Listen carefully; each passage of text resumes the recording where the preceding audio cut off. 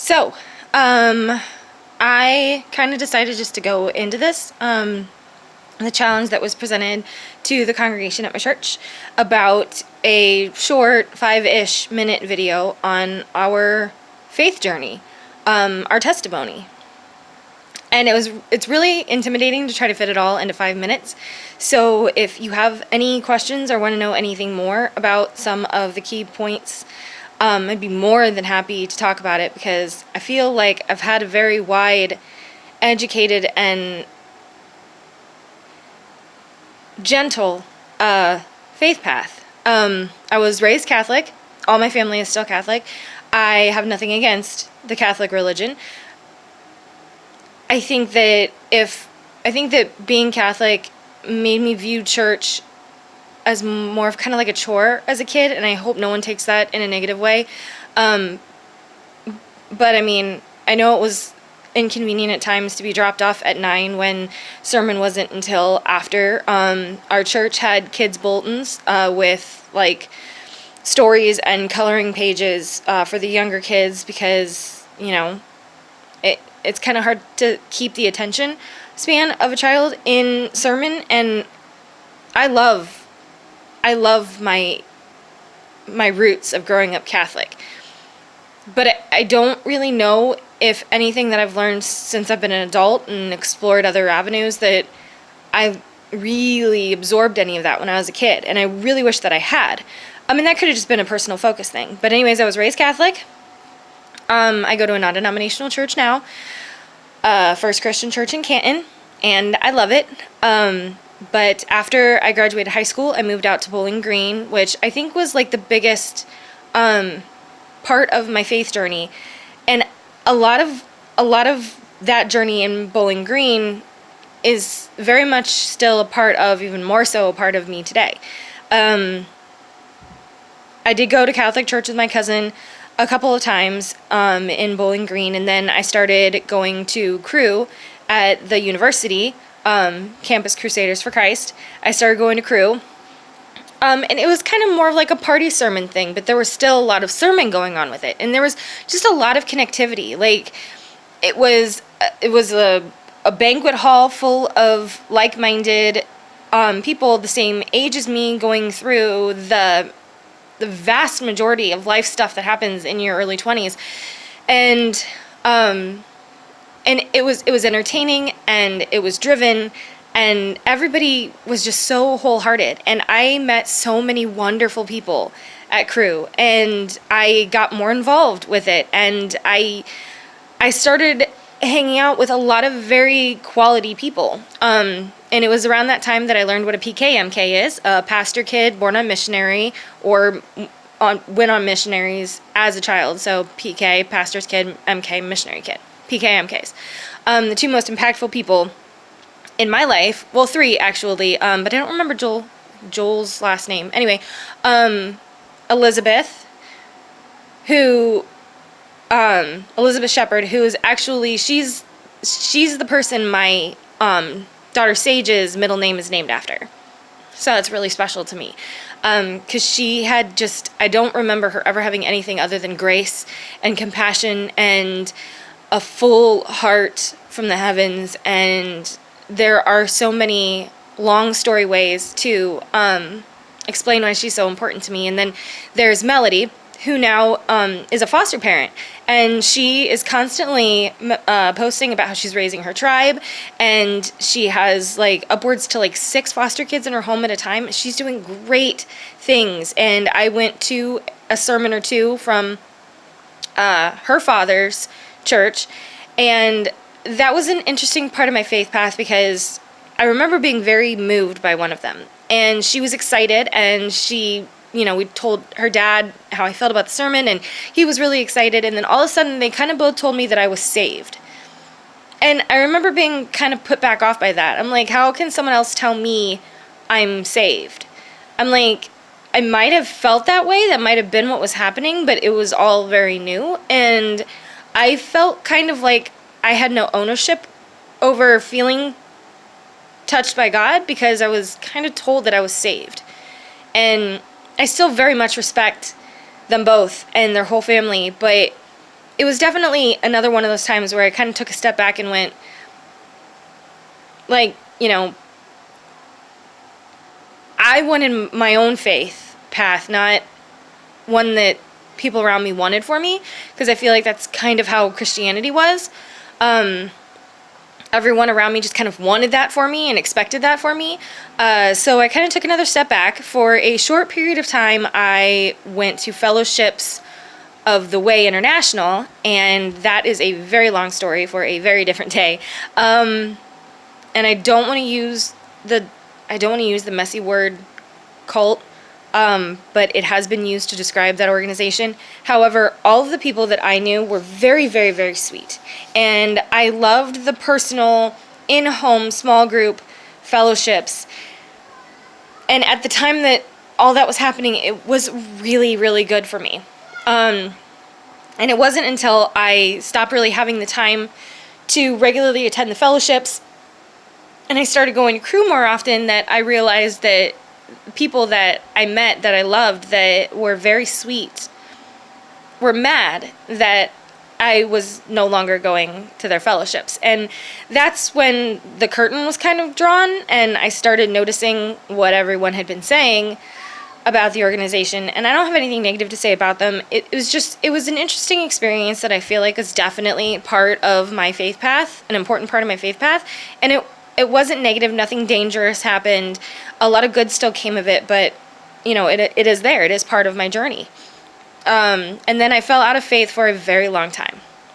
And it wasn't until all of the things that were going on in my life that were the cause of me turning away from faith, lots of things, a bad relationship, horrible life choices, a lot of suffer and struggle that was unnecessary, and I was handling it myself. I took it in my own hands, and that is never a beneficial thing, and I made it through a lot of really tough things, but I was definitely empty for it. Like, if I had to say a time in my life where I felt like I stubbornly took control for myself, nothing good was really going on in those years.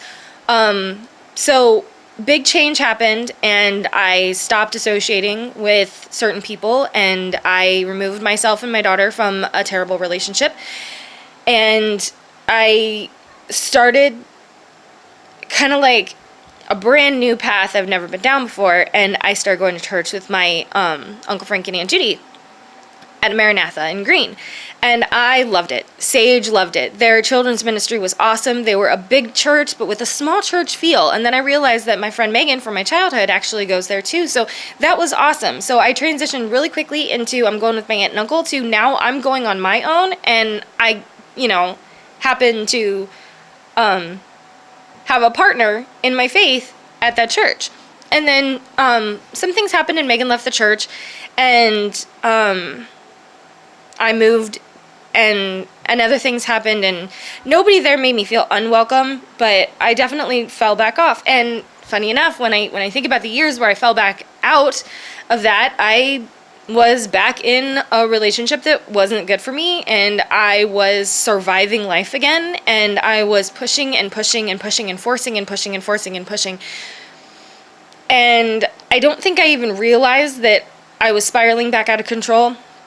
And at the time, I definitely didn't think faith was the answer, and I didn't think that what was happening could be better if I, was living more in the faith-centered life choices than the me-centered life choices. And then things kind of calmed back down. Again, I survived through some stuff, and I found a church in Worcester called Grace. And they were like the same format as Maranatha. They were a big church with a little feel, with a great kids ministry that Sage loved, and I started going like clockwork on a regular basis because I needed that to fill my cup.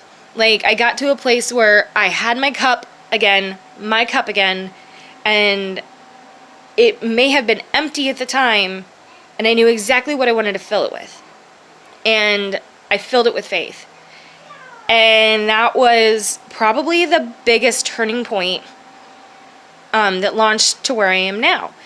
Because I haven't lost that faith since then. So it started in Worcester at Grace, and then I started dating my fiance, who I knew for many years beforehand. We had been friends since the first bout of me not really having faith, whole like 7 years prior to us starting to date. And one of the very first things that is a memory of our relationship is that we just kind of knew that it was God's timing. It was God's timing that crossed our paths over and over and over. Like, every weave was woven by the Lord, and where we got to and where we were headed, we just know. We just knew. It was the most comforting and gracious feeling I've ever had.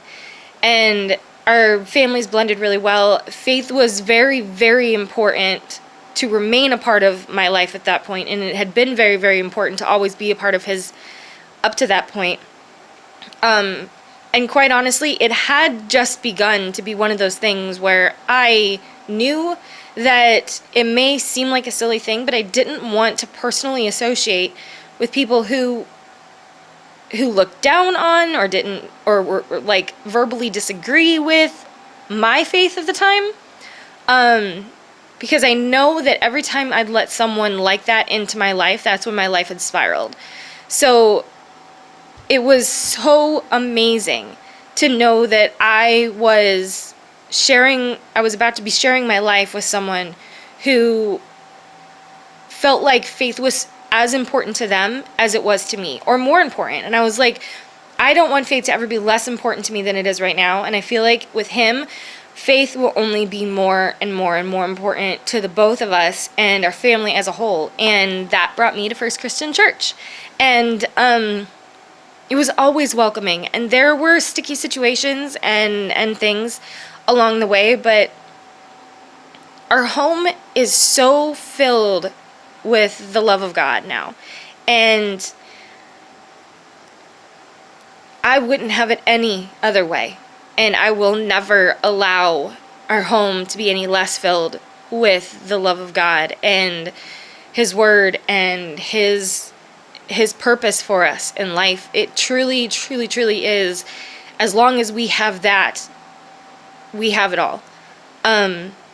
It moves mountains in my kids' lives, and they don't even know it, but I see it, and my fiance sees it.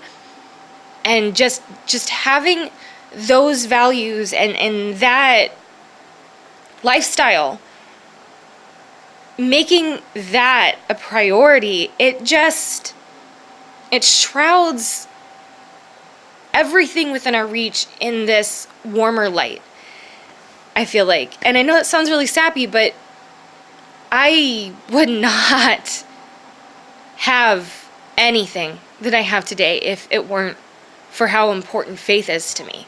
And I'm going to really try not to cry, because it's like I can start to feel like the tears welling up. I could go on forever on how amazing it feels to be so separated from the times in my life when I wasn't making faith a priority, the way that it feels the longer that faith is a priority, the massive way.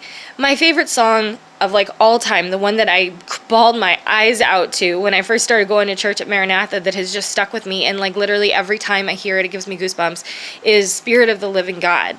And one of the lyrics in that song that really just really, really, really hits me in my tears spot, I guess, is the lyric where it says, "He changes what we see, he changes what we seek."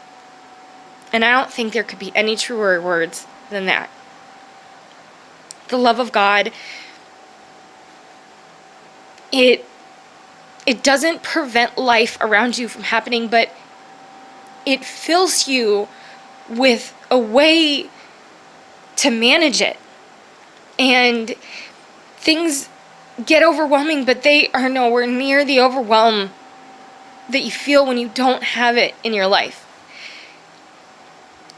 And it makes you the type of person that is a lot less likely to fall from grace, because it changes the way that you see things, and it changes the way that you see negativity, and it equips you with what you need to be graceful and share the love of God, and changes what we seek is a huge one, because it literally does dissolve most of the bad in the world around us. When we're seeking what's good, when we're seeking what's holy, you stop. It's like blinders. You stop seeing as much of the broken world. And when what you seek, what you're searching for, when what you're searching for is so good, and you can see all the good that comes of it, your attention doesn't even haphazardly fall anywhere else. So changes what you see, changes what you seek. It was the verse that truly made me believe that the choices I make are simple. They can either be with faith or not. And when they're with faith, they never go wrong. And I'm so blessed for that.